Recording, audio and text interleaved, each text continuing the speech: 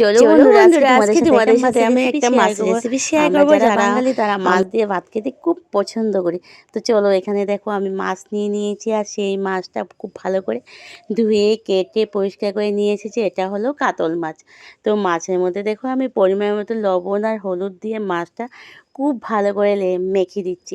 আর মাছটা কিন্তু খুব তাজা ছিল। আর ওদিকে দেখো ওলকপি দিয়ে আজকে রান্না করব।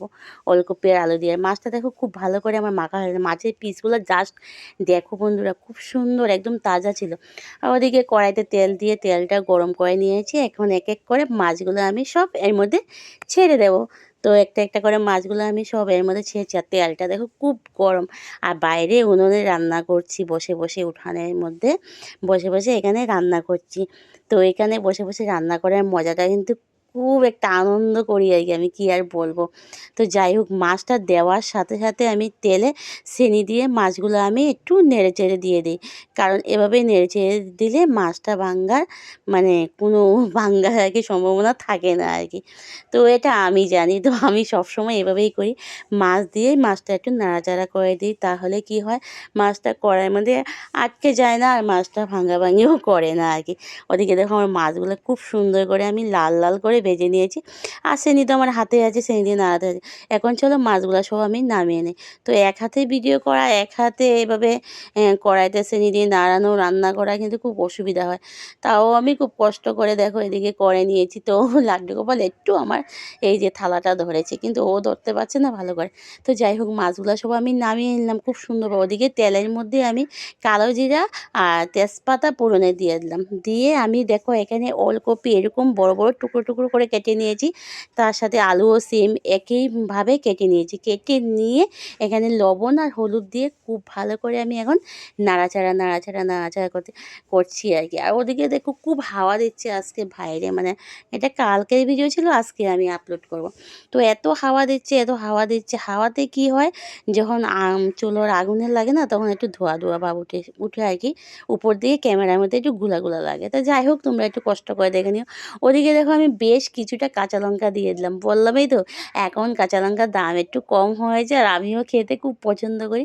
তার জন্য একটু কাঁচা লঙ্কা একটু বেশি করে দিয়ে দিলাম, তো ভালোই লাগে খেতে। তো যাই হোক, এত ঝাল হবে না, লঙ্কাগুলো মোটামুটি এত ছিল না তাও। এদিকে দেখো আমি আদা বাটা আর জিরা বাটা এখানে দিয়ে দিলাম ওলকপি আর আলুর মধ্যে, দিয়ে একটু ভালো করে নাড়াচাড়া নাড়াচাড়া করে কষাচ্ছি। ওদিকে টমেটোও কেটে রেখেছিলাম, তো দুটো টমেটো কেটে তো সেই টমেটোগুলোও দিয়ে দিলাম। দিয়ে আবার দেখো নাড়াচাড়া নাড়াচাড়া করছি। আর এত হাওয়া দিচ্ছে না বাইরে, কি বলবো। কিন্তু হাওয়া দিলে কি হবে, ওদিকে হাওয়াতে ঠান্ডা লাগছে, আর ওদিকে কিন্তু চুলার পাড়ে বসে আছি, তো গরম লাগছে, ভালোই লাগছে। তো এদিকে সবজিগুলো কিন্তু আমি মনের মতন খুব ভালো করে কষাচ্ছি। সবজি যত ভালো করে কষাবে, ভাজা ভাজা করবে, কিন্তু টেস্ট খুবই হয় ভালো। কিন্তু আবার খেয়াল রাখবে নিচে দিকে যেন পোড়া না লেগে যায়। পোড়া লাগলে সবজির স্বাদটা কিন্তু একদম নষ্ট হয়ে যায়, খেতে কিন্তু একদমও ভালো লাগে না। তার জন্য আমি চিনিটা নিয়ে কিন্তু সবসময় একটু নাড়াচাড়া নাড়াচাড়া নাড়াচাড়া নাড়াচাড়া করতে থাকি। তো আমার নাড়াচাড়া এবার হয়ে গেছে, এবার আমি পরিমাণ মতো জল দিয়ে দেবো এরকম এর মধ্যে আর কি। তো জলটা দেখো দিয়ে দিলাম। জলটা দিয়ে আমি আবার চিনি দিয়ে একটু খুব সুন্দর ঘুরিয়ে ঘুরিয়ে ঘুরিয়ে ঘুরিয়ে, এই যে আমি ঘুরিয়ে ঘুরিয়ে ঘুরিয়ে ঘুরিয়ে ঘুরিয়ে ঘুরিয়ে ঘুরিয়ে ঘুরিয়ে নাড়াচাড়া করে নিলাম। করে নিয়ে এবার ঝোলটা পাক ওঠার অপেক্ষায়। এই দেখো ঝোলটা আমার পাক উঠে গেছে, দেখেছো ঝোলটা খুব সুন্দর পাক উঠেছে। তো এই মাছের ঝোল দিয়ে না ভাত খেতে কিন্তু খুবই ভালো লাগে, বলো তো বন্ধুরা। আর আমরা জানি রান্না করে কড়াইয়ের থেকে নেমে না, চুলার থেকে নেমে কড়াইয়ের থেকে নিয়েই ভাতটা খেয়ে নিই না, এত টেস্ট লাগে। তো এখানে দেখো মাছগুলো আমি যে ভেজে রেখেছিলাম, ওই মাছগুলোই এর মধ্যে দিয়ে দিলাম। আর মাছটা কিন্তু খুব জিন্দা ছিল, যার থেকে মাছটা রেখেছি সে একটা বড় হাঁড়ির মধ্যে করে না মাছটা জিন্দায় জল দিয়ে নিয়ে এসেছিলো। তো ওর থেকে মাছটা রেখেছি, মাছটা খুব ভালো ছিল। খেয়েছি তো আগে, ভিডিও তো পরে আপলোড করছি, কিন্তু মাছটা যা টেস্ট ছিল। তো যাই হোক, লোকাল মাছগুলো ভালোই থাকে। তো আমার দেখো রান্নাটা দেখো এরকম হচ্ছে, দেখছো আমি একটু নাড়াচাড়া নাড়াচাড়া আবার করে নিলাম। নাড়াচাড়া না করলে কিন্তু ভালোই লাগে না, না? মজাই লাগে না, না? মনে হয় কি একা একটা ভাব।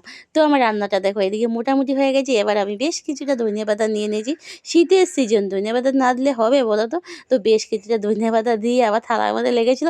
থালাটা টেং, টেং, টেং, টেং করে একটু বাড়ি দিয়ে সব ধনিয়া পাতা সবজির মধ্যে দিয়ে দিলাম। মাছের ঝোলের মধ্যে ছেড়ে দিলাম। ছেড়ে দিয়ে আবার একটু নাড়াচাড়া করে এবার দেখো একটু পাক ওঠাচ্ছি। তো আমার রান্নাটা কমপ্লিট হয়ে গেছে। লাইক করবে, কমেন্ট করবে, শেয়ার করবে। টাটা, বাই বাই বন্ধুরা।